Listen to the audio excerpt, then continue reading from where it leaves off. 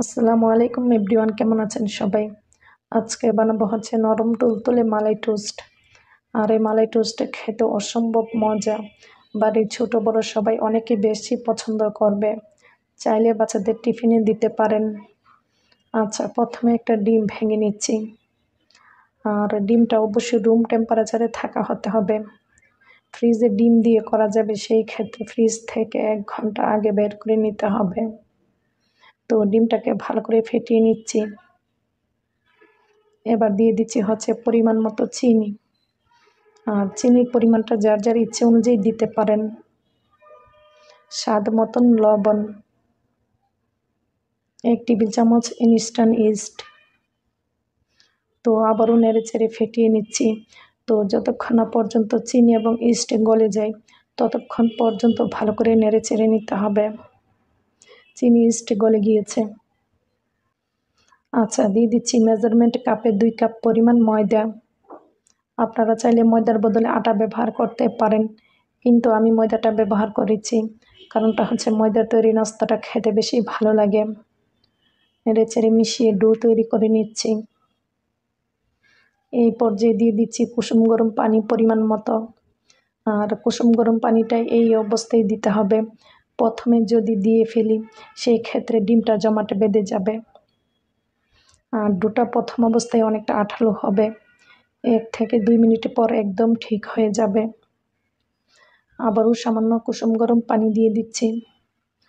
আর আপনারা যদি চান কুসুম গরম পানির বদলে কুসুম গরম দুধ দিতে পারেন। এই পর্যায়ে দিয়ে দিচ্ছি 1 টেবিল চামচ সয়াবিন তেল। এইবার হাত দিয়ে কষলিয়ে কষলিয়ে মাখিয়ে নিতে হবে। আর এই ডোটাকে একটু সময় নিয়ে মাখিয়ে নিতে হবে। ডো যত বেশি পারফেক্ট হবে নাস্তাগুলি ঠিক তত বেশি ভালো হবে।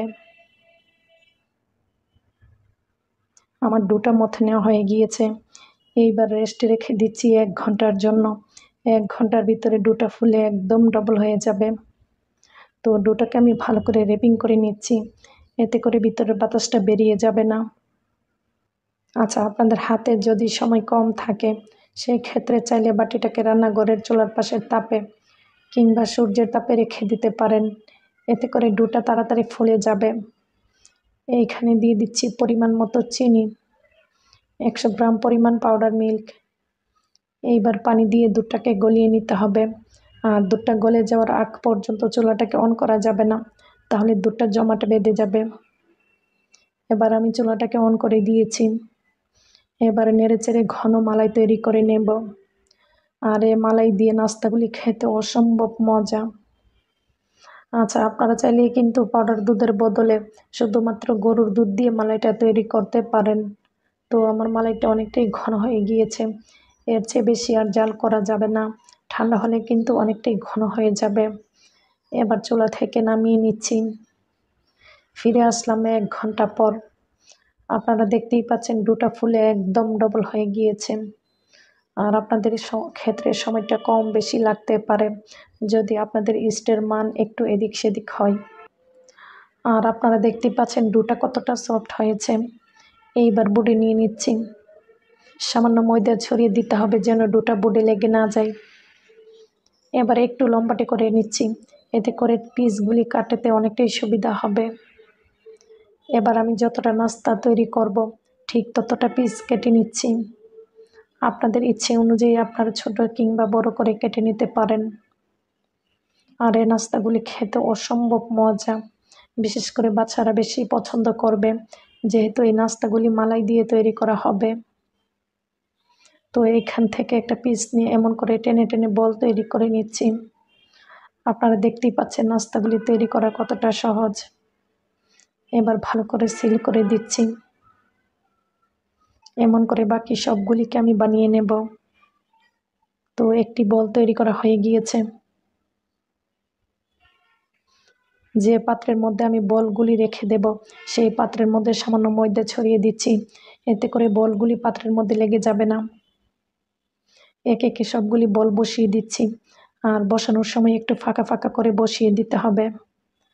এবার আলতো হাতে উপরের দিকটা একটু চেপে দিচ্ছি, এতে করে নাস্তাগুলি দেখতে অনেক বেশি সুন্দর হবে।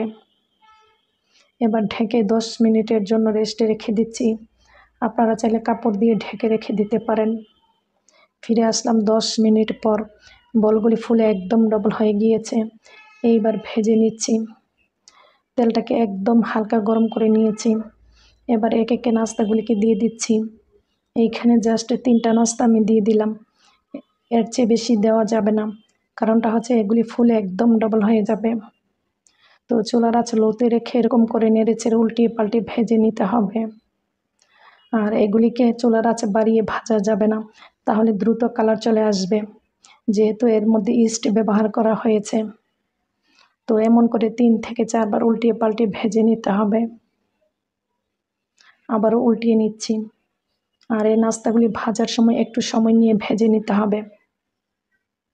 আমার নাস্তাগুলি ভাজা হয়ে গিয়েছে। এইবার তেল থেকে তুলে নিচ্ছি। বাকিগুলিকে সেম প্রসেসিংয়ে ভেজে নেব, তারপর মালাই দিয়ে পরিবেশন করে নেব। আচ্ছা, সবগুলি নাস্তা ভেজে নিয়েছি। তো আপনারা দেখতেই পাচ্ছেন কতটা লোভনীয় লাগছে। আর এই নাস্তাগুলি চাইলে মালাই ছাড়াও খেতে পারেন। যেভাবেই খান না কেন, খেতে কিন্তু অসম্ভব মজা। তো সবগুলি নাস্তার মাঝখান দিয়ে কেটে নেব, তারপর মালাই দিয়ে দেব।